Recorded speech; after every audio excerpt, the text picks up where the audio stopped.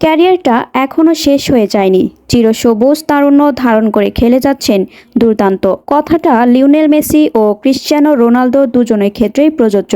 আরও একটি বিশ্বকাপ খেলার সম্ভাবনার সামনে দাঁড়িয়ে এই দুই সুপারস্টার। বয়সটা যে এখনও তাদের কাছে শুধুই একটা সংখ্যা, তার চেয়ে বড় কথা ৩৮ বছরের আর্জেন্টাইন ফুটবল জাদুকরের মতো ৪০ বছরের পর্তুগিজ মেগাস্টারও ২০২৬ বিশ্বকাপ খেলার আভাস দিয়েছেন। মেসি যুক্তরাষ্ট্রের এনবিসি নিউজকে জানিয়েছেন, আমি সেখানে ২০২৬ বিশ্বকাপ থাকতে চাই।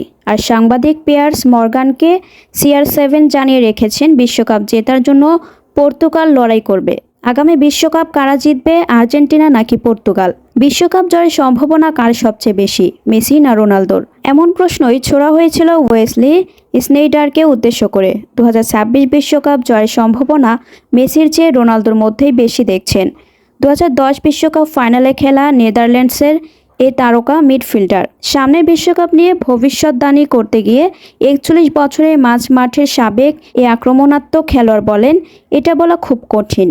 পর্তুগালের দলটা খুব শক্তিশালী, আমার কাছে তারা অন্যতম ফেভারিট। সে কারণে আমি বলবো লিওনেল মেসির তুলনায় ক্রিশ্চিয়ানো রোনালদোর বিশ্বকাপ জয়ের সুযোগ বেশি।